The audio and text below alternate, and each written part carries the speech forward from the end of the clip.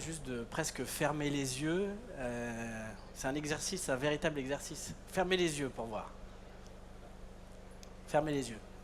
Si je vous demande d'aller acheter un flacon de shampoing, quelle est la première image qui vous vient une fois que vous avez les yeux fermés? Est-ce que c'est l'expérience dans un grand supermarché avec vos enfants, votre mari, votre femme, en train de courir partout pour acheter un shampoing en 30 secondes? Ou est-ce que c'est plutôt je vais sur Amazon, je vais sur Alibaba quand je ne suis pas en France, je vais sur le site de la marque en propre pour acheter ce produit? On a aujourd'hui une expérience client qui est en train de fondamentalement changer entre ce qu'on appelle le offline et le online, donc dans les magasins en dur ou via vos smartphones. Aujourd'hui, on vend, si je ne me trompe pas, à peu près 4 millions de smartphones par jour. Donc le pouvoir d'achat des consommateurs dans le day-to-day, du matin au soir, est quand même considérablement changé.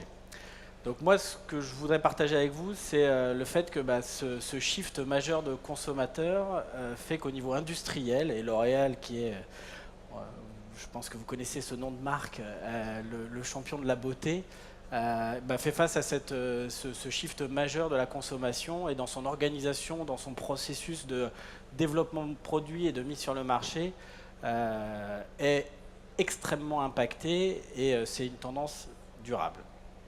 Donc, il faut qu'on soit plus agile, comme a dit Cécile. Donc, comment on peut être plus agile? Il y a un certain nombre de sujets qui permettent de l'être et je vais partager avec vous le sujet de l'impression numérique ou digitale. Mais avant tout, voilà, quel est notre contexte? Aujourd'hui, comme je le disais en introduction, je ne sais pas si vous connaissez la notion de VUCA World, c'est notre contexte quotidien depuis à peu près une dizaine d'années, depuis la crise financière de 2008, et c'est un concept qui existe depuis à peu près 30 ans, mais qu'on vit vraiment depuis 10 ans. Le VUCA, comme c'est indiqué en anglais, c'est Volatile, Uncertain, Complex and Ambiguous. Ça veut dire que tout va très vite, tout change considérablement à une échelle qu'on n'a jamais connue. Vous avez peut-être tous connu le Walkman, le CD, regardez la durée de vie du CD, qui a été complètement effacé par la musique numérique. Et on a des changements géopolitiques, environnementaux et de législation qui font que notre contexte au jour le jour est fortement impacté. Et donc le offline, le online, quand on vient à cette notion de e-commerce et de capacité du consommateur à pouvoir acheter ce qu'il veut, quand il veut et où il veut, fait que notre modèle de je mets des shampoings sur des rayons dans les supermarchés ou dans les drugstores quand vous êtes en Allemagne ou en Angleterre est complètement disrupté. Donc L'Oréal, je fais juste un petit rappel, on est donc le champion de la cosmétique et de la beauté, comme on aime à le dire. C'est à peu près 25 milliards d'euros de chiffre d'affaires. Et notre business, il est basé sur ce qu'on appelle des divisions. Donc vous avez les salons professionnels, le mass, le sélectif, tout ce qui est drugstore, pharmacie, qui est un canal en propre. Et puis vous avez donc le travel retail qui est en train d'exploser avec les voyages de l'ensemble que nous sommes. Et puis le e-commerce donc qui explose. Et on est à travers de toutes les catégories de produits, le shampoing, l'hygiène, le make-up, tout ce qu'on peut offrir sur le marché.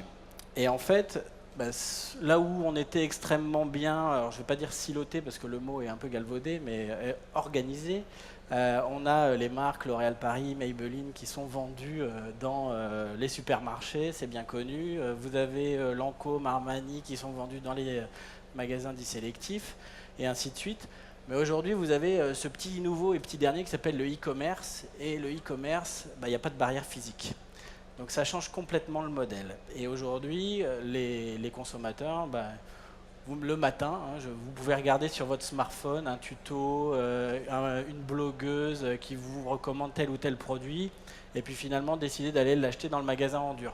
Ou inversement, d'aller dans le magasin en dur, de regarder ce qu'il existe, et puis finalement vous n'avez pas envie de vous encombrer de ces produits-là, vous rentrez chez vous, vous commandez, Amazon Prime, 24 heures après, vous l'avez chez vous, sans effort.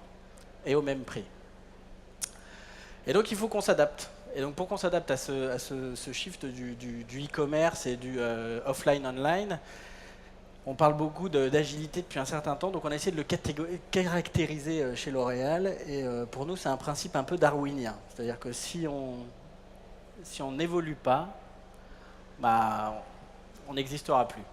Vous regardez aujourd'hui, si on prend le cas de Paris ou de grandes villes comme Londres, on parle beaucoup de l'ubérisation. Aujourd'hui, les taxis n'ont pas vu venir le changement lié à cette disposition d'Internet et du fait que ok, vous pouvez commander maintenant facilement un taxi et sans passer par les compagnies officielles. Et aujourd'hui, le marché a été complètement balayé et redisposé. Donc aujourd'hui, nous, on est en train de regarder vraiment de manière précise ce sujet-là, dans le packaging, dans nos fonctionnements, dans nos organisations, dans nos prises de décision, pour pouvoir agir en fonction de ce monde VUCA qui fait que demain ne ressemblera pas à hier et les grands principes de comment dirais-je, de prévision de consommation du futur qui était basé sur l'historique du passé n'est plus possible. Donc vraiment un principe extrêmement darwinien pour nous et il faut qu'on aille très vite. Donc c'est bien tout ça, c'est des grandes théories, mais qu'est-ce que ça veut dire pour le packaging? Donc pour le packaging ou pour l'industrie, quand on le regarde à notre échelle, on pourrait se dire, ok, comment est-ce qu'on peut bousculer un peu notre marché fournisseur pour être capable de designer, produire à la demande. Je pense que vous êtes tous plus ou moins des connaisseurs de l'industrie packaging, de l'industrie de fabrication d'étuis, d'étiquettes. Le fonctionnement un peu historique, c'est je donne des prévisions de commandes, je fais des commandes fermes, je produis pour 3-4 mois de besoin, et puis je suis livré au fur et à mesure. Alors ça, c'est bien, mais quand on voit aujourd'hui sur des gammes de shampoings, des gammes de skincare, le nombre de gammes, le nombre de contenances possibles, une gamme de shampoing, vous pouvez avoir du 250 ml, du 300 ml, du 400, du 500, du 700, du 800, en fonction des pays. Aujourd'hui, les habitudes de consommation sont extrêmement différentes. Et puis derrière, on n'a pas, si je prends juste l'exemple de l'Europe, on n'a pas une langue unique.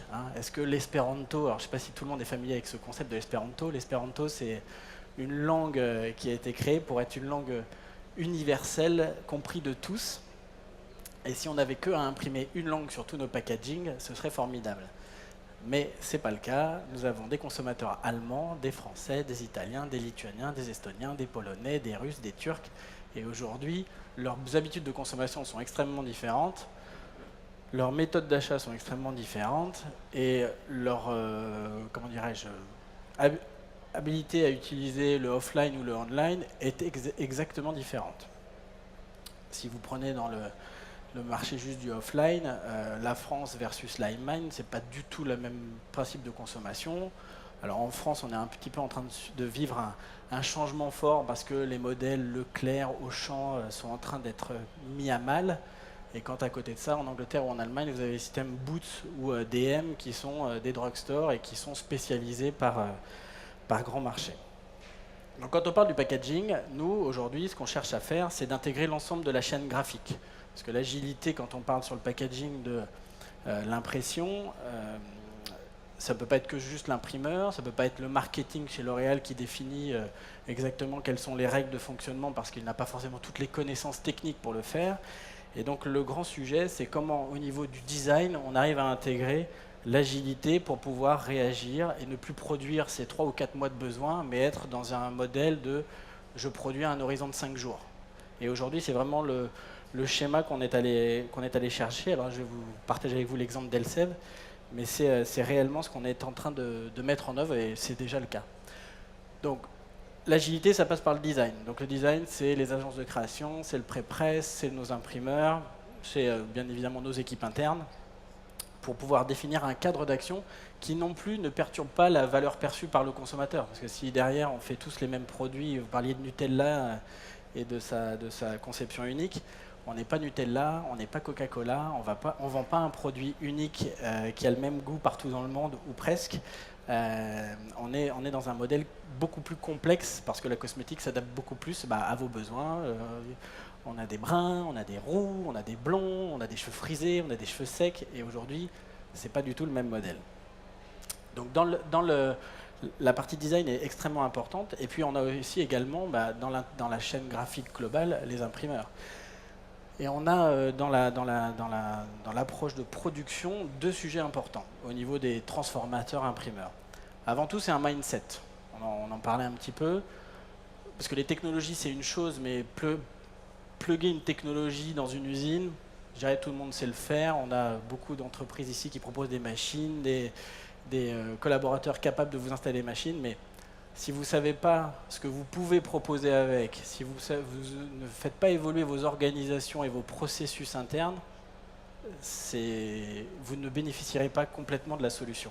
Donc avant tout, c'est du mindset. C'est comment on fait du lean manufacturing, comment on ajuste la synchronisation des besoins clients avec nos méthodes de transformation interne, comment on synchronise avec les fournisseurs de rang 2, parce qu'on parle de il faut approvisionner du carton, il faut approvisionner des flexibles, il faut approvisionner des encres. Et il y a toute cette chaîne qui doit être également intégrée. Et donc au niveau des imprimeurs, il y a un besoin de vrais changements aussi d'approche et de plus se dire j'écrase mes frais fixes pour produire en grande masse et j'offre à mon client un prix extrêmement compétitif. Et puis donc il y a les nouvelles technologies. Alors je vois qu'il y a HP. Donc HP a été sur la partie du flexible extrêmement précurseur en apportant sa technologie, et puis on voit de plus en plus dans le flexible que dans le rigide, des évolutions technologiques, mais on a bon espoir que ça évolue rapidement. Donc avec ces 2 approches-là, une fois qu'on a fait le design, on a la production, on a pu essayer d'approcher un cas concret. Et donc côté L'Oréal, donc ça fait maintenant 6 ans qu'on a approché le sujet, parce que c'est pas un sujet évident, hein. Les étiquettes Elsev, pour ne juger que d'elles, Elsev en Europe, c'est 400 millions d'étiquettes. Donc si vous faites le calcul, il y a une étiquette recto, une étiquette verso, c'est à peu près 200 millions de produits finis. Mais on a, comme je vous disais, extrêmement une grande variété, une grande complexité entre les langues, les contenances, les références. Et aujourd'hui, imprimer de manière numérique sans baisser la valeur perçue, sans dégrader le produit aux yeux des consommateurs, relativement compliqué au vu des technologies qui existaient il y a à peu près 6 ans. Donc on a fait un travail avec, alors je ne sais pas si vous connaissez ces 2 sociétés, avec Square, qui est une agence de pré-presse basée à Lyon, et puis Reinders, qui est un imprimeur belge, où on a essayé de redéfinir justement l'ensemble de notre chaîne graphique sur ces produits-là pour les faire rentrer dans un cadre où on passait d'un produit qui était peut-être en 9 ou 10 couleurs à quelque chose de beaucoup plus simple, mais je n'ai pas amené de produit, mais vous pourrez regarder, vous avez peut-être vu si vous êtes consommateur vous-même de produits Elsev, pas d'impact du tout esthétique sur le produit. Et on a défini comme ça avec eux un cadre de travail. On a réussi à traiter 2000 références, 260 BAT et puis à peu près 35 gammes pour les faire passer dans un modèle où on est capable de produire à 5 jours. Aujourd'hui, notre transmission logistique avec l'usine de Reinders fait qu'aujourd'hui, on passe nos commandes le lundi et le lundi suivant, on est livré des besoins des 5 jours d'après. Donc la synchronisation après avec le besoin réel du client, est-ce qu'on veut du Color Vive en France, en Allemagne, est-ce qu'on veut du Total Repair, est beaucoup plus lean et on ne crée plus d'obsolète. Donc ça a aussi un avantage environnemental parce qu'on ne crée plus de produits qu'on va détruire. Quand je vous parlais du VUCA au niveau de la réglementation, dès qu'il y a des évolutions de réglementation, quand vous produisez à 5 jours, il n'y a plus vraiment de sujet ou d'être en incapacité à prendre ces évolutions de réglementation et à faire changer les full ingredient labeling, par exemple. Donc aujourd'hui, c'est vraiment le digital nous a vraiment permis d'agiliser notre chaîne logistique et de production. Donc si en résumé, donc là c'est juste un exemple, mais sachez bien que c'est quelque chose qu'on essaye d'étendre au maximum pour pouvoir être plus efficient sur le marché. Nous, ce qu'on recherche vraiment à faire, c'est de synchroniser l'ensemble de la chaîne graphique.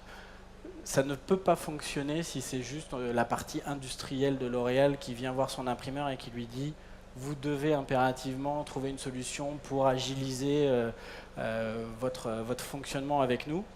C'est bien évidemment, ça part des agences de design et aujourd'hui c'est un concept qui n'est pas du tout intégré dans les agences de design. Aujourd'hui, les agences de design, quand elles parlent au marketing, elles parlent plutôt de faire les plus beaux produits possibles et pas forcément des produits qui sont à même d'être, je dirais, livrés dans des temps courts. Et puis derrière, il y a toute la chaîne de pré-presse, de fabricants de machines, on parlait d'HP, de Roland, pour que derrière ça puisse dérouler avec les imprimeurs. Donc les imprimeurs sont un maillon, mais vraiment nous ce qu'on cherche à développer, c'est l'agilité avec l'ensemble des partenaires de la chaîne graphique pour que derrière on puisse avoir cette réactivité sur le marché que demandent le offline et le online. Je vous remercie.